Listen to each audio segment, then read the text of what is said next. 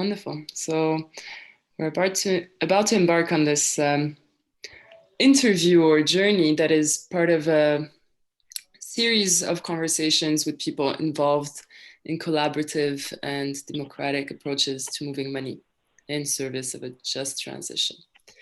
And the idea is that all the information we're collecting through these conversations will inform how we design an action learning lab in the coming year. And to start, I would love to read a bit about you, Noni. So over the last decade, Noni's session has put her efforts towards combating displacement for people of color in Oakland and the Bay Area. As a third generation Oakland native, Noni has a personal interest in improving the conditions of low-income Bay Area neighborhoods where race, disenfranchisement, and environmental injustice intersect. As a Fulbright Hays Research Fellow with the United Nations Development Program in Kenya, Noni developed a keen ethnographic analysis of international humanitarian strategies for developing communities globally.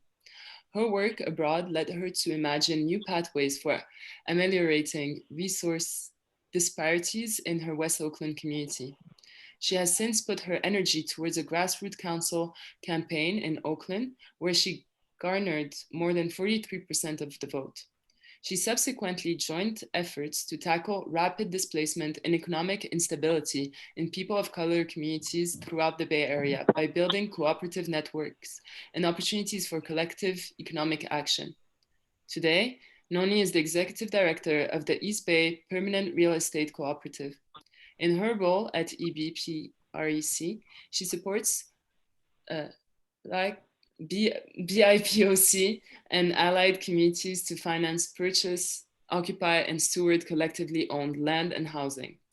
Rather than losing more homes and communities to the devastations of the speculative housing market, her efforts ensure development without displacement by creating permanent, affordable, community-controlled housing. Wow. And if you want to reach Noni, then you can go on the Now calendar and find this bio and the actual email address. It's a pleasure to be talking to you tonight. Well, here it's night. I'm in Norway, but I lived in the Bay for a really long time, and I just reading, I feel so close as well. So Leslie was sharing how she feels close to this cause, and I feel the same way, having been in the Bay and kind of, I arrived in 2010 and I left in 2016, and seeing how quickly the situation was worsening in that regard. So thank you for accepting to go on this journey with us tonight. So the way we start is that we would like you to tell a short story about a specific experience you have related to collaborative and or democratic funding, or what we call co-funding, that was highly successful and valuable in some ways. So anything involving networks or... Could you restate that? I thought you were reading something. I didn't realize you were directing a question toward me. Could you Thank you, because I do struggle because I could wing the questions, but I am still new to asking the questions. So I might be reading the questions, but now I can rephrase it. So basically tell a short story, a specific story about an experience co-funding or democratically funding an initiative, something that was successful. And if you don't have a co-funding experience per se, anything where it was an innovative way of using either philanthropic or investment capital, or even just a story about creating value within a network or within your community.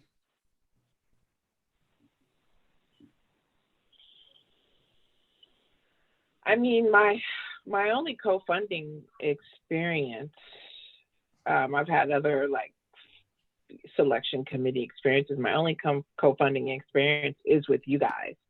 which is what was pretty interesting for me, having sort of been involved in sort of 3 different capacities of the same thing.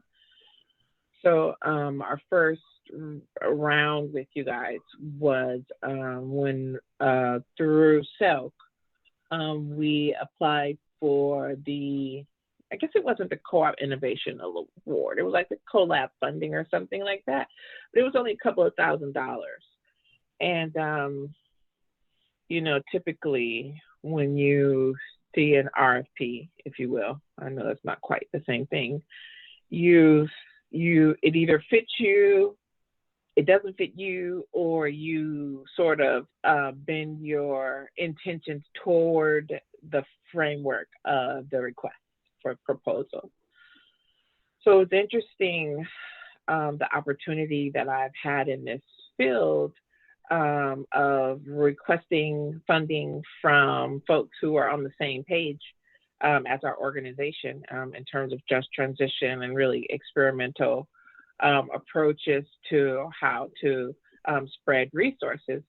So that first application that was for $1,000 or maybe $5,000, I can't remember, we were like, oh, this is an opportunity to think of a lab situation, which this whole EBPrec project has been a whole lab situation. So we just sort of ran with it, and we generated this idea called the field school, sort of generated from some of the language of my field, anthropology, which is like field work. But you know, there's field experience that a lot of people can gain. And what we meant it to be was sort of real-time learning, in that all of us at EBPrec were kind of learning the field as we built the organization.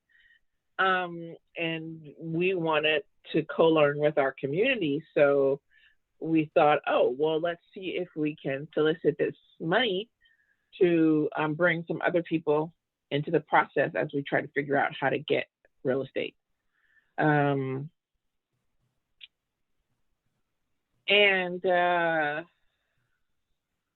So that was the first cycle, and it was kind of outside of the process.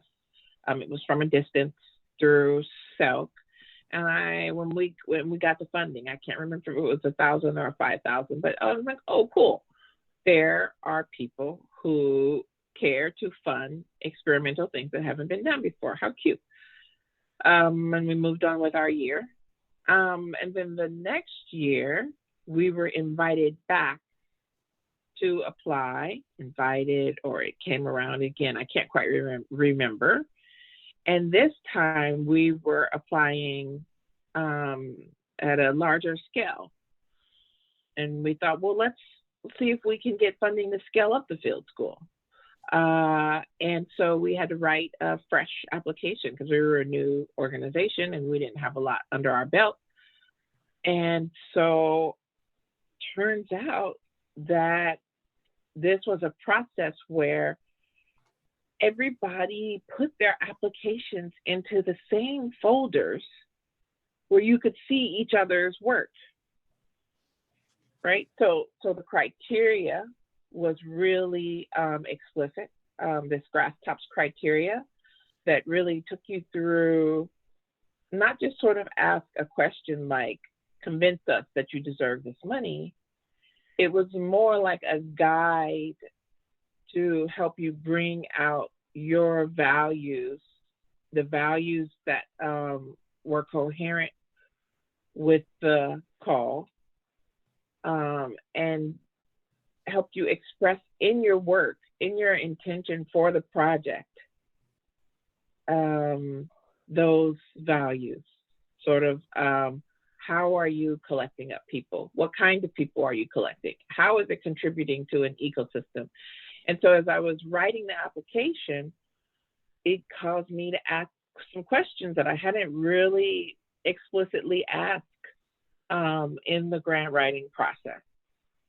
And being able to share our ongoing applications with other folks who were trying to process how their work contributed to the same values. So I do have to say that looking at other people's applications, there are some people who did it more effectively, and other people who had looked to me like they were sort of in the grant rut. We will do this. We will connect with these people. We will, but there were some that really activated me in terms of combining the passion and the vision in what we do with the granting genre, if you will. And so it was really powerful, even just to be able to see other people's applications as we were working on ours. And I was like, oh, these folks are cool. That's really interesting. I love this information sharing, because our whole thing, well, I guess it's become our whole thing, but my whole thing has been around information transparency and removing the veil so that a process thinking, knowledge in general can be more inclusive and not be this kind of like highly sought after, over commodified thing. Like, oh, you only get in the club if you know the language and you know the form. So a lot of the work I did in grad school internally inside of my department was try to share with other students that the granting process is a genre, and that you can hit some basic framework points and really create a powerful application. It does not always have to be the stressful secret. So it was really, I really enjoyed actually writing that particular grant. And I typically have a lot of pain and suffering and angst around grant writing. And then they were like, yeah, we're gonna gather up on the phone, and we're gonna do this little, a 2-minute process. And I'm like, okay, I don't know what this is gonna be, but why not?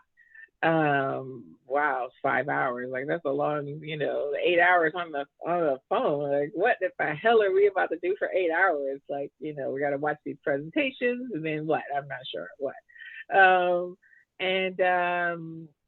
So folks presented, which was cool to be able to real time see the presentations. Even myself, like, to get through some of the, it's interesting because in the grant process, you write these things down, and then that's the end of the story. You send them in, right? Where this, I felt like process accounted for that information and loss of meaningfulness, where the people who are judging your application, they get to touch you and engage with you and understand you. And it was surprising to me to watch more information come out as folks presented, when maybe they might have been an application that I read and I thought, oh, how flat. But then once they're talking and like, oh my God, this is fucking amazing. I need to be part of this. And versus, and there the converse happened too, where there were some that were very well written, very professionally written. And then when they gave their presentation, I had questions like, do you know any of the people you're saying you're going to work with? Are you just using their name? Like, do you understand your underlying intention?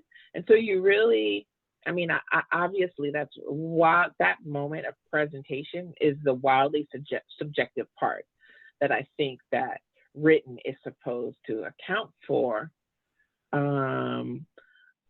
But in terms of building relationships and ecosystems and maybe wanting to experience some authenticity from people, I know that's a wildly subjective phrase too, right? It felt really complete in a certain kind of way that I typically wouldn't have experienced from written submissions. And then we moved into this sort of attunement. And I think, thank God, we did it over Zoom. I participated over Zoom the first time because that's sort of, it could be an unsafe space, right? Where you're having to say, like, out loud, like, I think this should have 13,000 and I think that should have 9,000. I don't think that should have any, and I don't think we had an option for any, that none, zero that year. I can't quite remember. It wasn't that high stakes. So it was just really interesting the way I remember having a moment where I had to sort of close my eyes and sort of delve into my sort of deeper self. You know, I could sort of feel other people's anxiety too, right?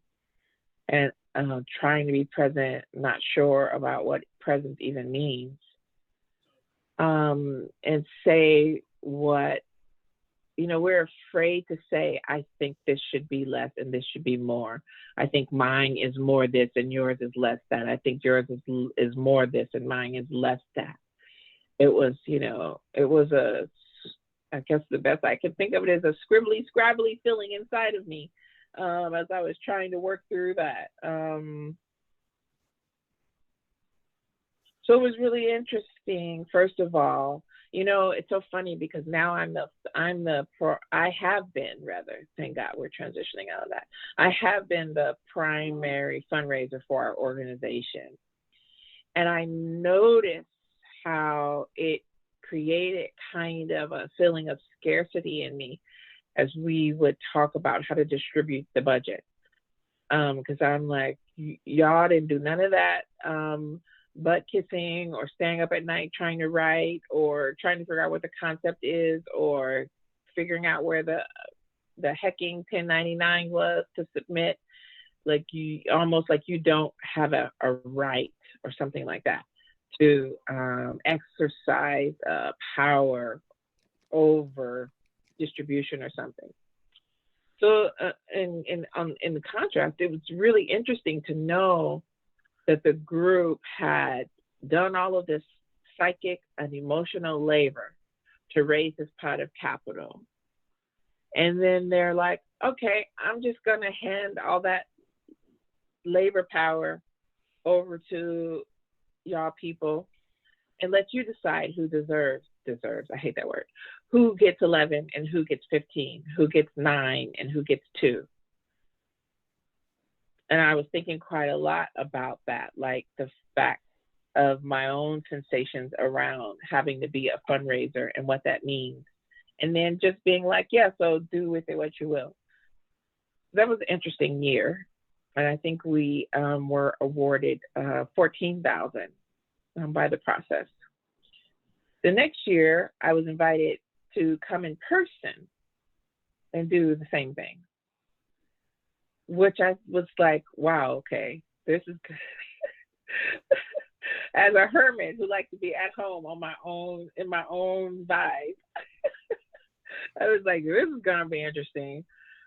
And we were really busy that year. And my co-op was like, are you gonna really do this, Noni? Like, you're barely alive. And I'm like, no, I'm about to do this, right? Like, I wanna see how this is really gonna go down. I'm not gonna miss this for the world. Like, I'll figure out what to do with my energy issues, but like, I got to see how this is going to happen because this is crazy balls. I did it last year and I just got to see what's going to happen in person this year. Like a whole weekend of granting, like what is that? And I was even more lit up by the, not barring the fact that every second I was there, I wanted to go home because I'm a person who likes to be at home. At the same time, I was completely lit up by the whole sort of like effort to build a communal setting in which we engaged in the whole person, the whole intention for the organization, the whole intention for the network. This whole person who does the heart protection, the heart keeper. The year I went was the woman who played the ukulele, and what the heck was the name of her organization? I cannot remember. She was like Greek or something like that, or yeah, music is medicine. That was Lydia. Yes. Right. Right. Because I'm always suspicious of this whole like heart protector thing, right? I'm like,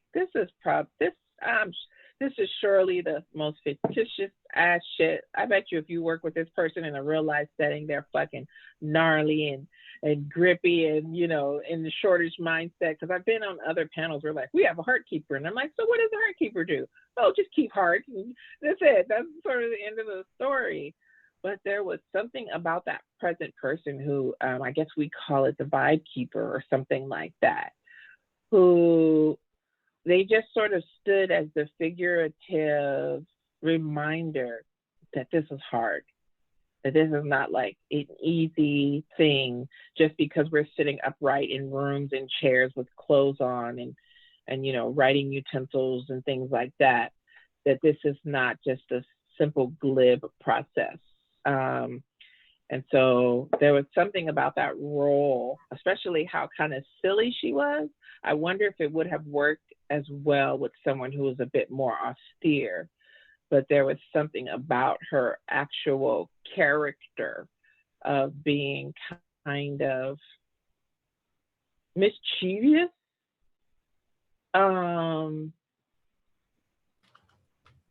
Like obviously I know that wouldn't necessarily be across every process, but there's even our heart keeper in our organization, as I think about it, Shira, she's got kind of that kind of like unexpected, like off keyness that sort of like clears up where everybody else are like, okay, I'm fine because she is being exactly who she is and she's fine.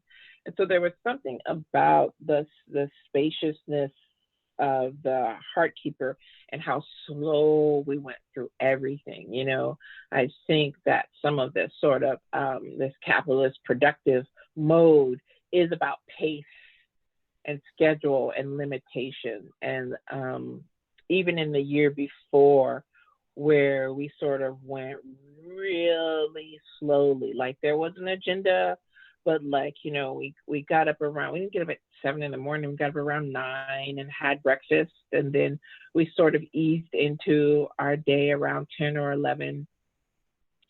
We had a middle break for a nap or whatever. The fact that there was someone there feeding us, really like energy generating food, the openness of the space where you could access all your needs in terms of like snacks or napping or light or different chairs, laying on the floor. So there was something about not doing it in kind of a sort of office setting.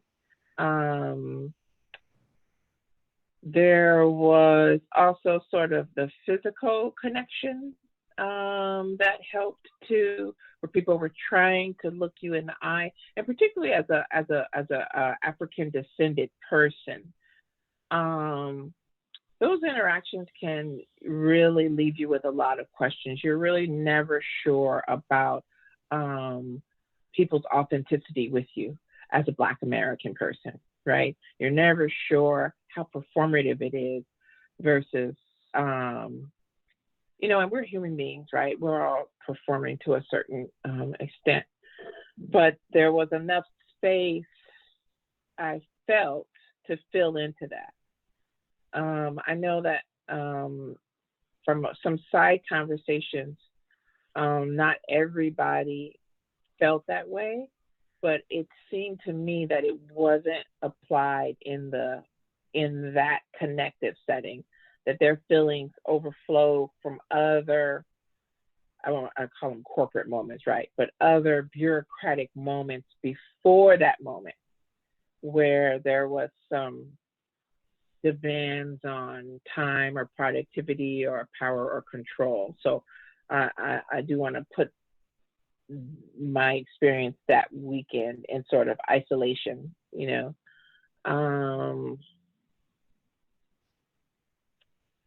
So I just felt like the spaciousness of dealing with money worked to mitigate and model kind of what money could be used for as a tool. So much so that we are hoping as EB Prep for 2021, we think it's going to have to be second half. And we're trying to hire an organizer right now to help us figure out the design.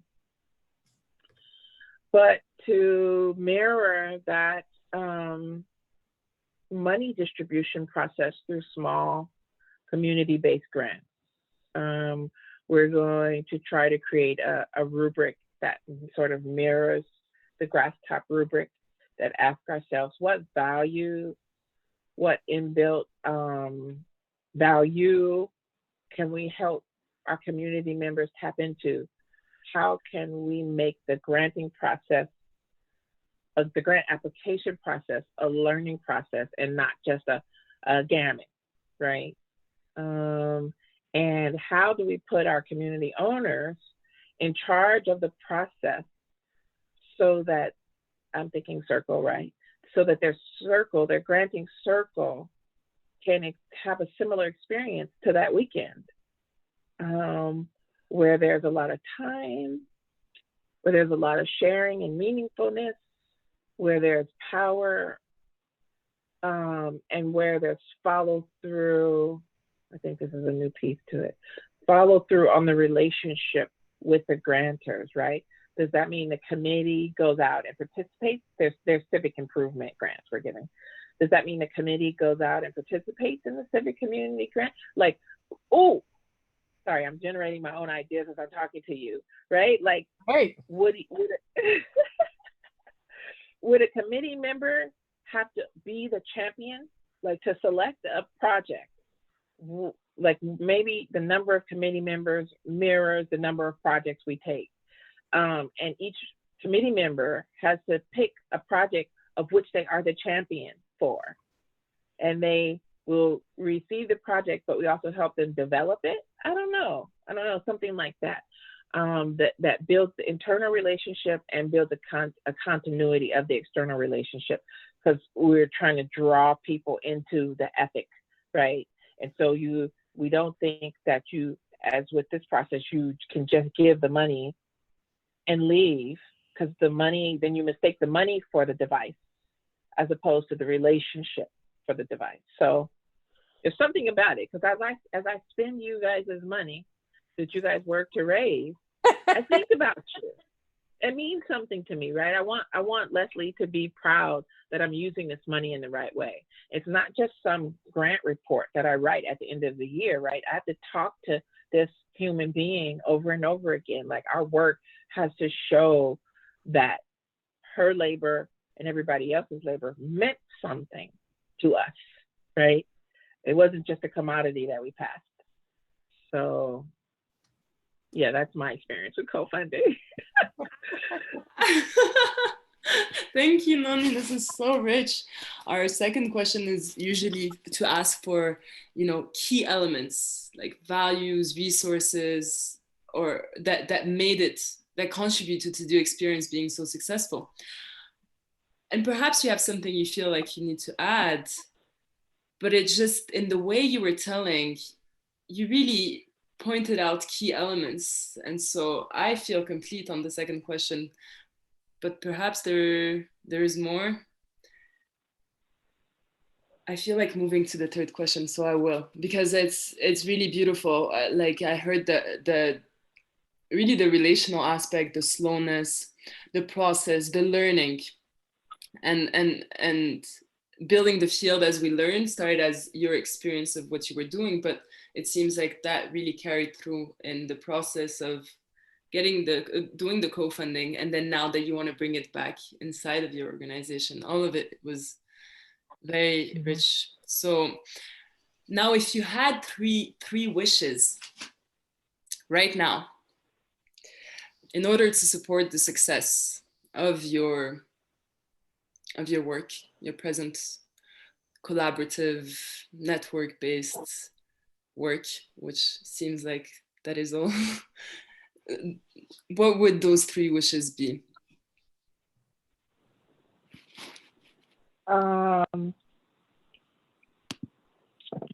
That the pot was bigger, right?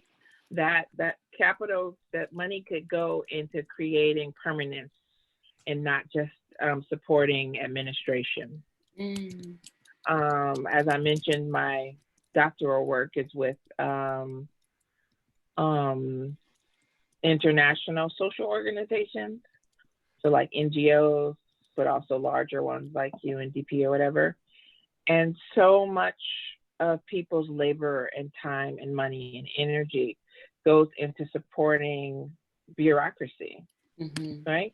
I get that that pays my salary too, right? For my doors and windows and stuff, but it drives me positively cuckoo that people will grant millions of dollars to paying salaries, but won't grant to purchase something that makes it permanent, that doesn't dissipate at the end of some kind of productive cycle.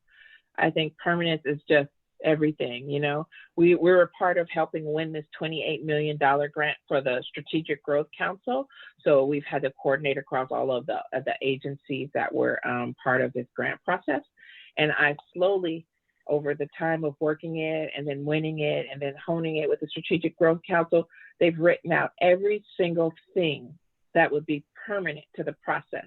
So even the $100,000 they wanted, this $28 million, they wanted to set aside $100,000 for beautification, painting walls, putting out trash cans, and they were like, nope, those are special favors.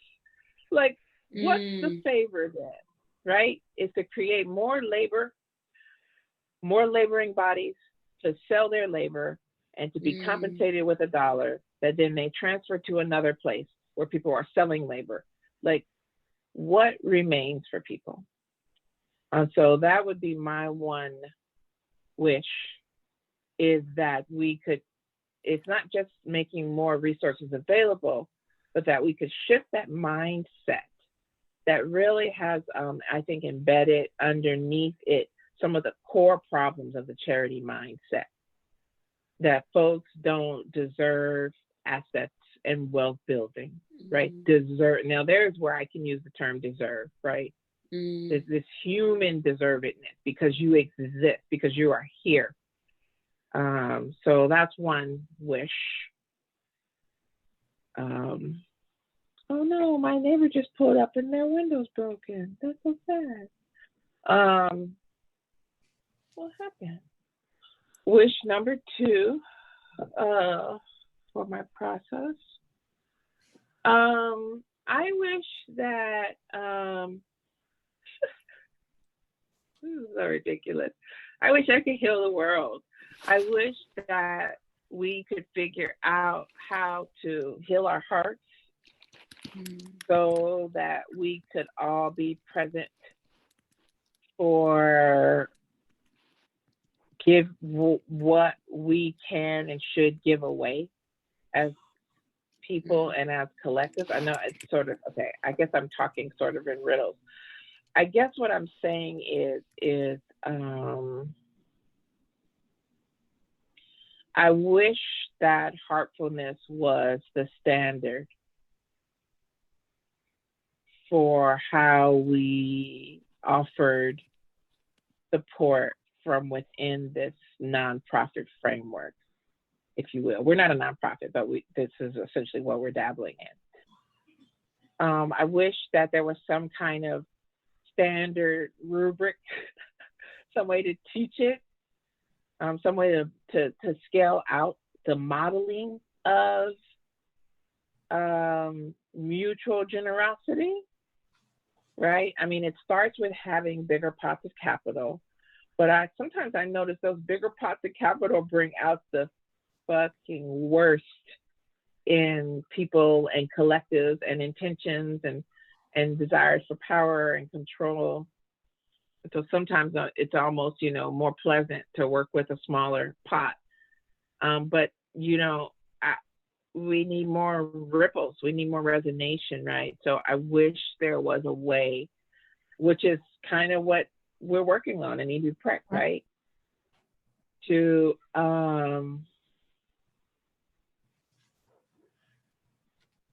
standardize whatever that thing is, right? And maybe it's a,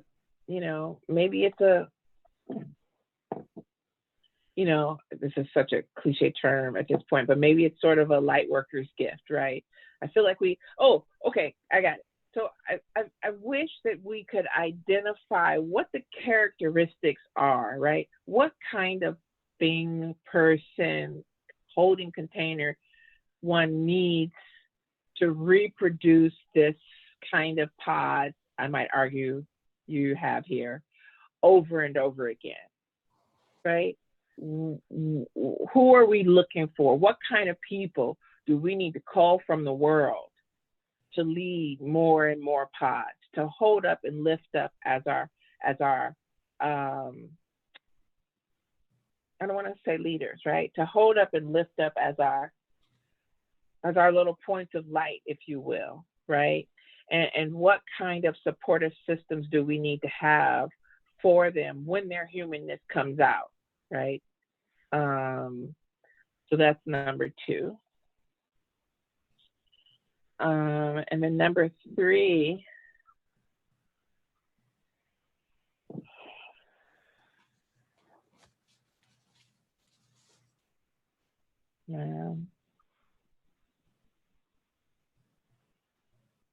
it's like, how do we leave our mark everywhere, right? It's almost like, you know, as a kid and your brother and sister said, like, don't touch me, so that you would lick your finger and you would touch them, and then you touch the spoon and the doorknob. And, you know, how do you mark the things and people out in the world with this, you know, tone, right? We've asked ourselves questions. Would we put up a sign in front of every project that we supported? Would we have a signature? Would we this idea that that the thing, the project, the knowledge of what creative and innovative nature went into it could tell its story every time somebody encountered that benefit. You know, I'm a sci-fi kid, so, you know, I think about like this, there's this episode of Star Trek where they're out somewhere. This is Voyager, so they got lost, right, in a whole other quadrant. And everybody starts having these nightmares, right? Everybody randomly starts thinking that they got kidnapped and were on this planet and part of this war. And it turns out that this really like unnecessary war had happened. And to commemorate it, they put up this beacon on the planet. So every time you got within, like, you know, 500 light years of the planet, you relived this atrocity as a memoriam to what to do, right? The right thing to do. So how do we make sure that more people can experience the transformative power of collective funding, the transformative principles in the visceral way that I think is necessary to really understand it? And to at least be able to ask the question, right? You pass by a house, project lovingly built by E.B. Preck or whatever. What does that mean? Like, you know, do you go to a website? Do you click a QR code and a video comes on? Like, you know, what is the strategy for letting each and every person experience it, even the most unlikely person? So that's a really far out number 3, but that is kind of what I live for. Yeah. Far out. Love it. Yeah, those are some solid wishes. Indeed. Thank you. Thank you for sharing that. Okay. Yeah, I recall being a little kid and people in my family were always like, you want to do what? Okay. So yeah, solid wishes are probably a good name for my vision for the world.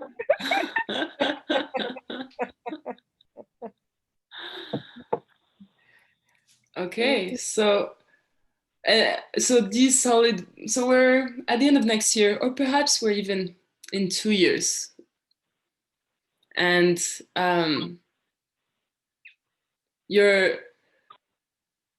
we're some period of time in the future, and you've participated in this year-long action learning co-funding lab, and and the lab was anchored by cohort of organizations that did some co-funding work during the year together. And they supported and learned from one another along the way. And they also received expert capacity building in the areas of fundraising and collaborative and democratic governance processes. And it was highly successful, to the point that your solid wishes, you can see some solid progress on being like, it's you have a sense of the pot getting bigger and it being allocated in the right places, and somehow like this visceral experience of what's happening for you in the lab, you finding ways to make it go viral or letting it out in the world, and in the journey in the lab, the hard place, that's really that presence, those light workers, or that's all of that is unfolding. So just go, we're there, so put yourself in the future, and you can close your eyes and just take a minute to really feel that place. And I want you to tell me about the experience in retrospect, like in the past tense. Just take me through how it worked. How did you participate? Who else was there? What happened? What were you able to receive, and what were you able to give? What pieces did you solve? What new problems emerged?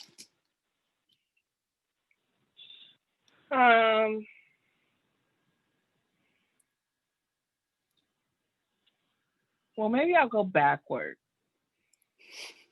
from the future, backward to the beginning of that year or something like that, maybe. I don't know. This is where I am. So I'm looking at my neighbor's house, my neighbor across the street. I'm working in my front window. And at the end of that year, or maybe 10 years, right? That year duplicated over and over again. And this probably is not what you're asking, but for some reason, this is where I am. So you can re-ask if this is not where you're wanting to go. Everybody in Oakland has a little project. Everybody has a project pod, right? Like, it's just a fact of Oakland life that there are now constantly all kinds of little funding projects popping up, little pots of money, 100,000 here, 120 there, 50,000 there, and that it's just the ethic of the city that neighbors are always launching one little pod project or another. And it's pretty much how the city and other philanthropic people who want to be involved in neighborhood development pretty much disperse their community development funds into pods, into people's pods that, you know, have a, you know, minimum number of people or some kind of, you know, local impact. And there's like just a rolling deadline, just ongoing, only limited by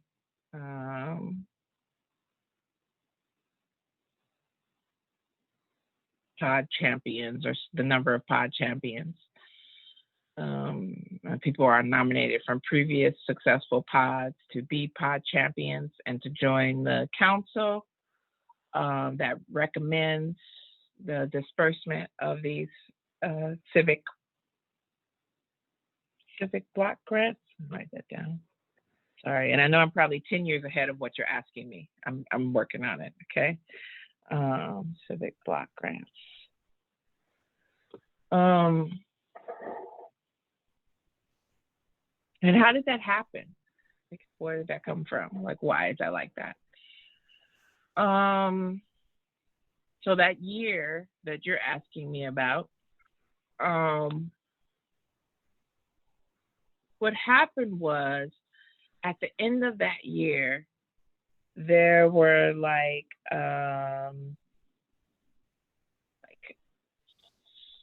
20 really, so that year, the co-funding lab decided to focus in Oakland as a model, right? As a test model, as a testing ground. And they had this, sort of great, I don't know, media volunteer that really managed to make a big sort of public deal out of what was about to happen as a showcase, as a model program, right? So they got a lot of good coverage. They got a lot of local grassroots coverage. They really went grassroots with the outreach, and they delivered a well-written half-page sheet to every door in the two, maybe they picked like 10 districts to impact or something like that. They delivered a little like sort of teaser, like, we're about to change the face of this city, right? No promises, just like a teaser. Check us out in like 12 months, or register at this QR code. Or they collected enough info so that they could talk directly to people about their impact. And they only spent like $10,000 or $20,000 of their budget because they went really grassroots with it, and just had a great data collection, like CRM, to really pick up this info from people. And so what they basically wanted to do was get people, alert people that there was a change that they were about to model for how to use budget money. They also, just as a demonstration to begin that year, identified where that money would come from, right? They raised it, they mirrored that if it wasn't raised, it could come from here, just to explain to themselves, and on their website as people came to ask questions like, how would we perpetuate this out into the future? So that was one part of their work. They did some really great outreach work. They chose to model this in a limited area. And at the end of the year, they had like 20 really great civic projects that shifted some really important things. One of which was they supported a project that figured out, how to pick up trash.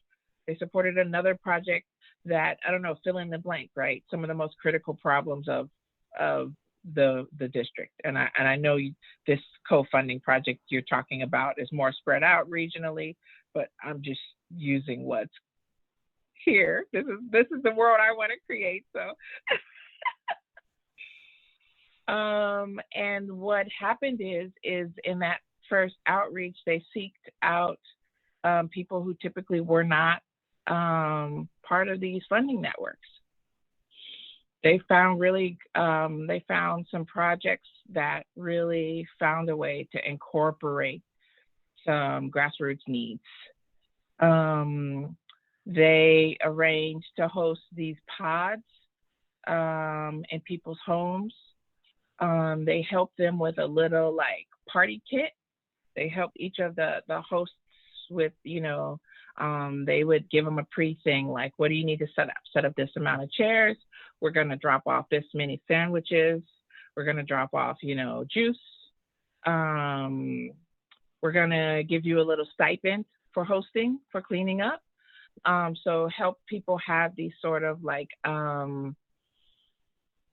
these in-house, in-home or in-space. I know we're in COVID-19 now, so I don't know what that means for the world and connecting, but they helped each leader have the right assets to receive these moments. They brought out maybe a pod champion like a Ryan for each of these setups, right? They had someone who sort of had the patience and the compassion to kind of walk through, and the flexibility, right? Because with the acceptance that each of these pods probably would function a little differently if we're leaving space for humans, humans being humans. And so they set up each of these pods to start generating what? I guess they took them through the process of reaffirming what the grant, the co-funding values would be, right? So they worked from the framework of the grass tops, but then they re-asked the same questions, right? And allowed a space for, transforming, conforming those values to fit this sort of body of people, to create buy-in, to double check assumptions. And then they put those sort of modified, I don't know if they modified it per pod or they integrated them across all of the comments and transformations across. And so basically they're working with separate leaders so you call this action learning, right? So they basically scaled out Leslie's pods and cultivated and sort of, I wouldn't just say trained, but co-learned with leaders what it would take to create their own pod, right? So every leader had a buddy. Every leader had a Leslie or a Ryan or whatever, right? And they did it together, but they did it together on that person's turf. And they had a process for finding the people who would join the pod. They dealt with conflict resolution and failures and successes, and co-shared that. Maybe all of the pod leaders, as I'm calling them, met in a pod council like every 3 months or something, and did a cross share. And then they would reintegrate that into maybe like one website that was a clearinghouse or something, where things could be kind of kept singular by some clear questions and data points being collected, and maybe the project had one sort of data entry person, so that there wasn't this overwhelming sort of overflow of data that could not be assimilated for years on end, but kept it really light so that every 3 months data could be assimilated in a really simple fashion. And they sort of cultivated each of these leaders from these target districts into finding and funding one or several of their own project priorities. And they walked that all the way through to whatever the project completion or partial completion looked like. And then they went back and showcased these projects, both on the website. They reached back out to the same neighbors. Maybe they did a city tour. Maybe they recorded the city tour, and gave back to the city or the community a rubric for doing this again and again. And it became a model for scaling neighborhood development without having to go through the sieve of the expert.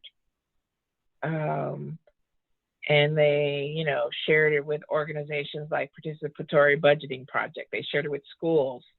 They shared it where it became sort of a widely adopted strategy for creating leadership,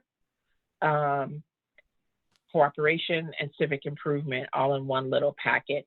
And they shopped it around to philanthropic funders and asked them to put millions and billions of dollars into a pot, and demonstrated from some kind of little exponential model that if you stacked one civic project on top of another, that you could actually improve a district in, like 5 years, you can improve a district in a way that it hadn't been improved in 15 or 20 years, something like that. That's what happened. Wow. Outrageous, right? Beautiful. I love that journey. Mm-hmm. Whoa. I don't know if that answered your question though, Dunina, but that's what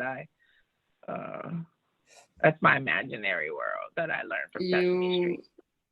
Absolutely answered the question so beautifully, and really, I really appreciated that you went, you actually went from that point in the future and walked us through, and that was really beautiful, and in so much detail with so much specifics and key little, yeah. So yes, you've exceeded what I knew was possible with that question. So thank you. And I'm sorry, I didn't hear you. Oh, I just said good. I'm glad I was able to answer it. Sometimes I get too far in left field and then I overshoot the question. Not possible here. We need the big dream in here. Absolutely. That's definitely a big dream. I would like Leslie to, the thing is that we've lost Ben, and Ben had pinned us. And I wonder, Leslie, if as the new host, you're able to either unpin us or pin yourself. Oh, Yvonne. Oh. Unless you're able to show a different view on your computer, I was able to just go gallery view, just so we're able to all see each other. Like that? Mm-hmm. Okay. I'm in gallery view. Great, I am too. Okay. So that will be in the recording. Great. So thank you, Noni. Oh, thank you so much. This is this time for me to like do some big dreaming with Noni here, just responding and noting things perhaps that jumped out for you, or well, I'm really jazzed and dancing here myself, because I see it was, first of all, let me just put the context that when Noni was talking about you guys being the experience that she had was with the Thriving Resilient Communities Council, which was the collaborative funding program that was co-sponsored by the TRC Collaboratory, co-hosted by the Collaboratory, and mostly sponsored by funders from the Threshold Foundation. And that's the process that we're, reinventing right now for what's the next evolution. And I live in the San Francisco Bay Area with Noni, already had a dream that we might be, cooking up some trouble together here, co-funding in the Bay Area. And I heard so many synergies, large and small, everything. But, I love the word pod, right? Nobody else seems to like the word pod that I've talked to already. So I'm happy to find another podder. And when you were talking about what's the symbol that transforms people from, to learn about the work that's being done. Years ago, I was asking myself the same question about how do you have a sign when people come into a neighborhood that this is the culture here, these are the values here. And I came up with Lars the Bear. He's a little bear, and Lars stands for listen, appreciate, respect, and share. And there were all these, he's a mascot of a culture. and they're a mascot of a culture. So I love the idea of, you know, having a visual, staking out a heart space in a place that people can find out about easily. So that those are examples of the little things that that came out to me. And like, I'm sorry, did you want to respond before I keep going here? No, I just have some visuals on that in my head. I don't need to always say everything. And you know what? Lars the bear can look like lots of different bears, right? You can have kids having Lars the bear drawing contests and, you know, whatever. It can be a whole. I think often about physical markers. So, you know, I'm thinking right now around the way that some communities, particularly wealthier communities, have these stone pillars that mark entrance into their community, right? And it often is associated with exclusion and gated communities, etc. But what if there were just, I mean, when you go to the East Coast, there are stone markers everywhere, and they're not exclusionary. They're just saying you're in a space that is defined by people as a certain thing. Take a look at our little plaque, right? And so, you know, even thinking about our work we're doing on 7th Street, I'm trying to think about how we physically mark the space, not just as a commodity space, right? Because you go to Berkeley and you go to that area they call the gourmet ghetto. They've got little flags hanging out on the street, which, you know, is a way maybe to begin. But even a friend of mine, we were talking about 7th Street as a Black Arts Movement district, a business district. What if, you know, like in the beginning there were flags of like Toussaint Louverture and you know, Mary Simpson or something like that, that just indicates that you've moved into a space that is defined by folks in a certain way. So you might want to understand that, right? So just thinking about physical markers on the landscape that also tell you that you're entering into a space that has a certain kind of meaningfulness. Yeah, I really like that. Yeah.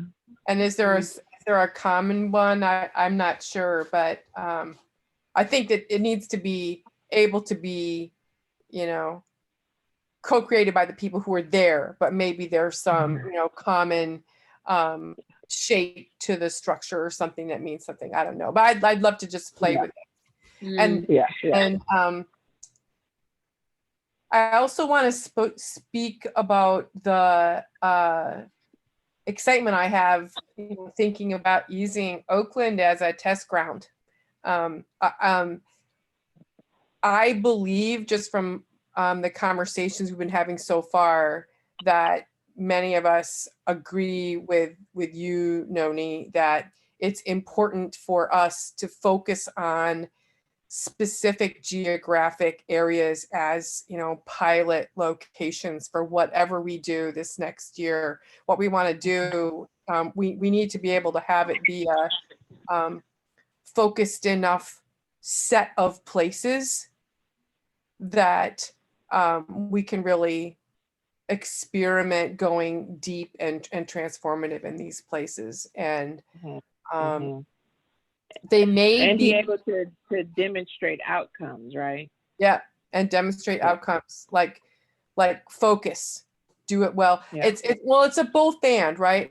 I think there are so many people that have this same kinds of intentions and visions and are trying to do things in so many places that I want to help keep supporting the spaces for us to keep learning from and supporting each other on a broader scale. But in terms of what I would call the accelerator piece of a cohort that's working deeply, I imagine it being in, you know, a few geographic areas. And certainly Oakland as part of SFBA is a nexus point for a lot of things. I wanted to ask you where would you say EV-Prec lands on the ground? Is it Oakland or more cities in the East Bay, or?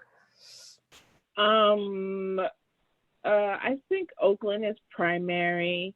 North Oakland, we have a property in North Oakland. We're working on our first commercial acquisition in West Oakland. Most of our inquiries have been from Oakland. We have a property in Berkeley, and Berkeley and Oakland are like very close. And then we are chatting with a new CLT out in Hayward, because one of our board members is helping form a Hayward CLT. And Hayward is kind of like Ashland, Cherryland area that has a lot of needs. So that's why we say we focus in the East Bay. But what's happening is most of our relationships sit in Oakland. So East Bay is not excluded, but our major impact is Oakland, Berkeley, North Oakland. And this commercial acquisition that we're working on is solidly West Oakland. And what we're doing is for East Oakland is we're partnering with the Black Cultural Zone on their East Oakland projects. So it's really the need is in the flatlands of Oakland, West Oakland, East Oakland, and even Berkeley has some neglected areas, but we haven't had a lot of inquiries from Berkeley. We've mainly had inquiries from Northwest and East Oakland. But really where it is are these places that have not been deeply invested in, and now then are positioned to be overtaken by non-native interests. If you can use a term like that, it's such a fuzzy term. I haven't figured out really how to talk about that yet, but yeah. So our impact is really, I'd say, Oakland. Okay, all right. Yeah. Why do you ask? Because I'm thinking about the other groups that I see that are operating at a grass tops scale in the East Bay, North Bay, South Bay. I'm just kind of looking at the tapestry of who they are and where they might be, you know, and can we pick pilot neighborhoods that we want to work in. I would love to do something where we're working in the East Bay someplace, in the North Bay someplace, and in the South Bay someplace, and see if we can have a range of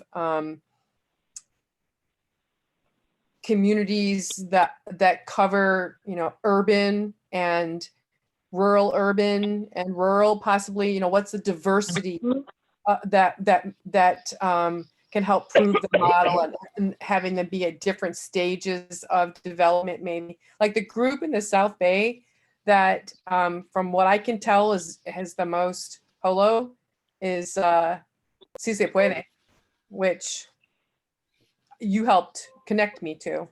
And I'm aware that, oh, Dita had to go. Okay. Yeah. I was just about to say, hi, Dita.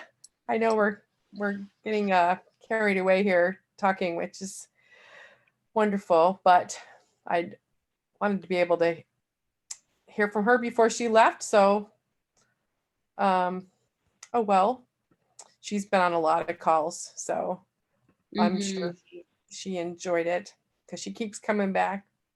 Yeah. So, and I can always drop her a line and ask. Okay, great. It's specifically in the East Bay, Noni, there's a couple groups that I know of that are already preparing to collaborate, building resilient hubs. And that's NorCal Resilience Network and APEN is, do you know APEN?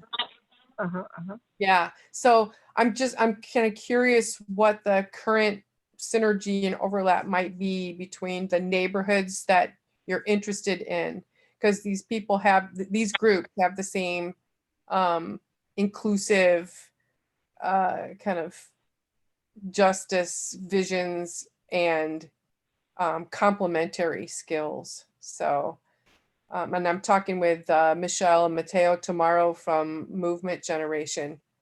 Oh, And yes. they've been Now working. yeah, that's where you get me activated.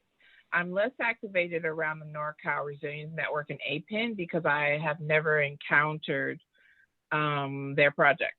I don't know anything about who or how they're doing their work. So maybe that's because they're focusing in East Oakland, which is an area that really needs folks to step in between them and unchecked speculative development. So I don't know much about their work and who they work with.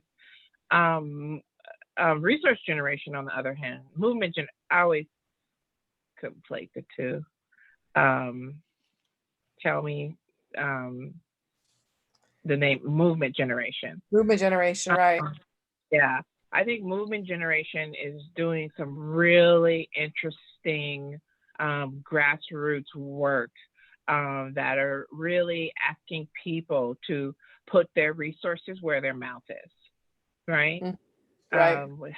With house donations, divestment, and real radical teaching for a shift in our thinking and our mindset and our practices. So they excite the hell out of me, and they excite the hell out of E.B. Preg, so much so that we even like set aside a whole day to do a meet and greet with them, because we're like, no, we want to get to know you and we want to know how to support your work.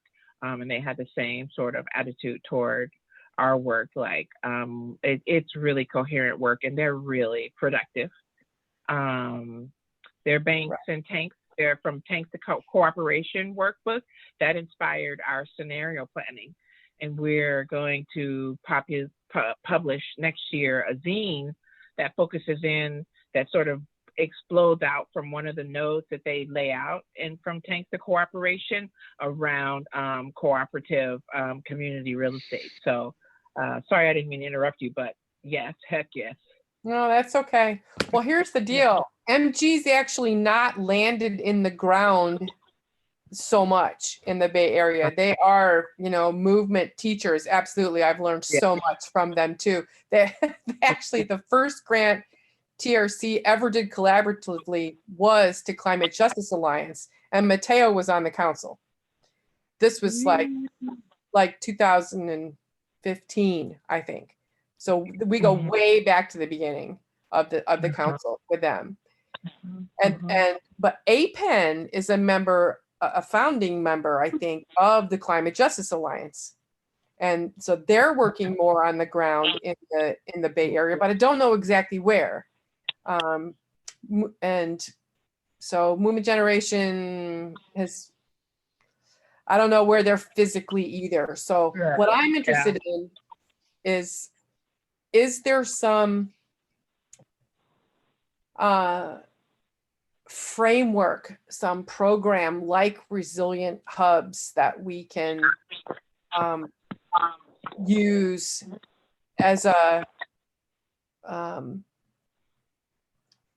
campaign to inspire neighborhoods to get engaged? There's a lot of ideas here, like neighborhood trust funds is a model that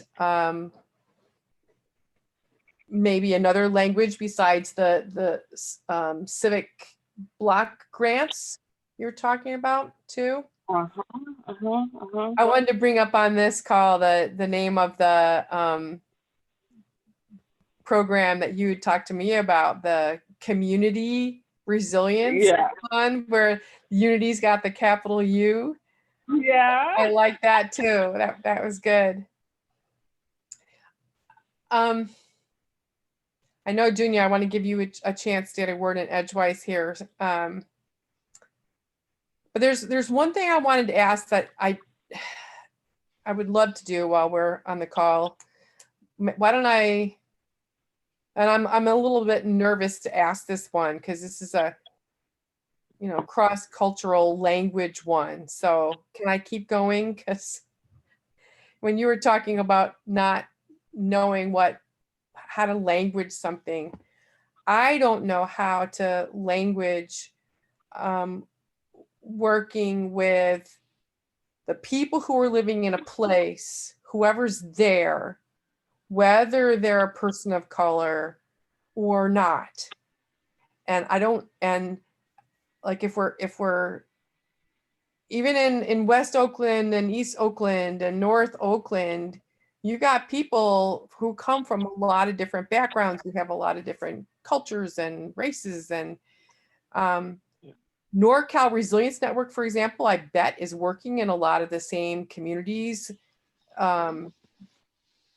So there's a couple of terms that I play around with and flirt with. One, I refer to legacy Oaklanders. So that can include the displaced, right? That doesn't mean, that often does mean like multi-generation. Another one that we use are rooted in Oakland. So then that doesn't require multi-generational. That sort of implies a commitment to Oakland, and you're not just passing through, you're here for the ride, you know what I mean? So those are my two favorites. When I'm talking about multi-generation, I say legacy Oaklanders. And when I'm talking about folks who are here and live here and are committed here, we say rooted in Oakland and East Bay. Okay. Yeah. So it keeps us from excluding, but being specific about the values that we're still pushing. Yeah. It keeps you from excluding. But allows us to be specific about the values that we have around who we engage. Is race a criteria for who you would engage with in terms of, what kind of, who would be eligible to run a co-op home? It's kind of, well, first of all, it's illegal for it to be a criteria because we technically count as a landlord because we're the owning body of the property. So technically by law, it cannot be a criteria. Mm-hmm. So the way that we use it as a criteria is we think a lot about ratio. So we don't exclude any people who are, so if folks are bringing us a potential project to consider, we don't look at it and say, oh, these are white folks, we're not going to consider it. We look at the ratio of projects that we're holding and we ask ourselves 3 questions just to keep us oriented, but it's not our determining criteria. Our question is, how many projects are we holding that are already supporting Black-skinned people of color? How many projects are we holding that are already supporting people of color, right? Because there's a little thing that doesn't get dealt with in anti-Blackness is that even other bodies of people of color, so basically white-skinned people of color, are still more likely to get funding, support, donations than Black-skinned people of color, right? So we ask ourselves, what is the ratio of projects we're holding that are supporting dark-skinned people of color? What are the ratio of projects we're holding that are supporting people of color? Can we hold this project that are supporting these white folks who are rooted in Oakland and our allies and care about the community? So that's kind of how we allow ourselves to keep ourselves focused on what's the next priority of project that we can take in. So for example, what is that? One second, Leslie, just a half a second. Okay. Okay.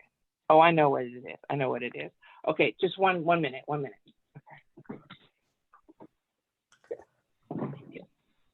Junior, I had no idea the time was almost up. My gosh, I just checked to see what time it was.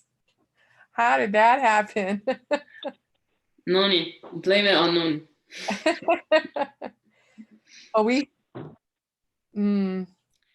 Well, yeah, perhaps we can wait. The recording is in, yeah, we can wait for Noni to come back to say bye, or we can just cut it. How are you feeling about the, would you like to keep the conversation going? I want to respect her time. I think I've gotten a lot of.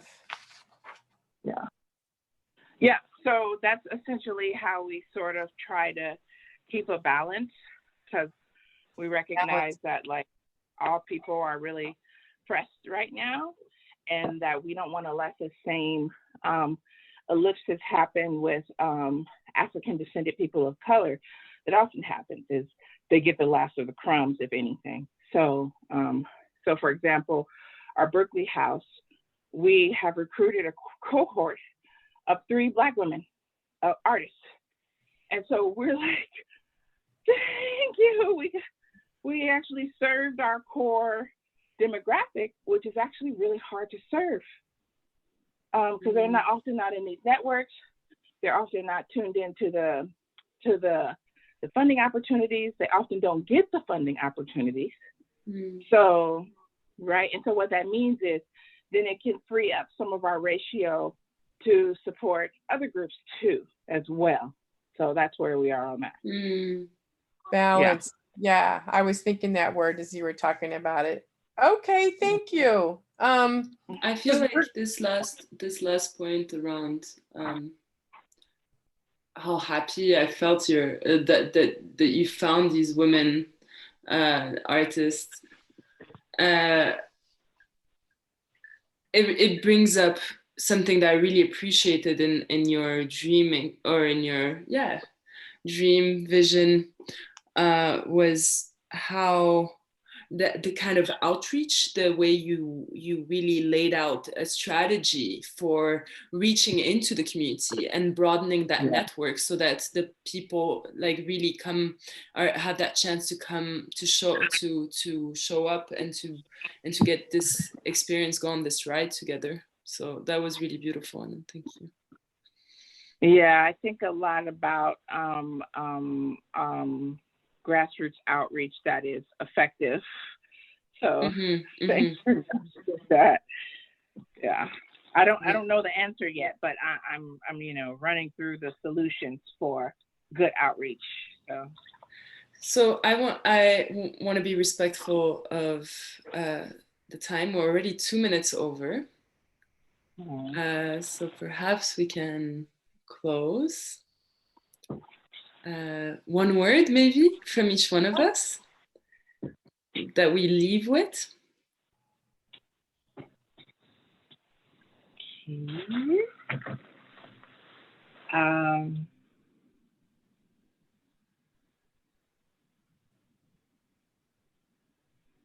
Collective.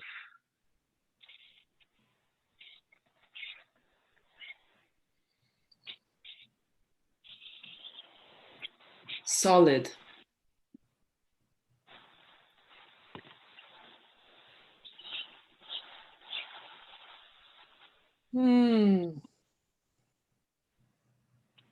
Big dreams.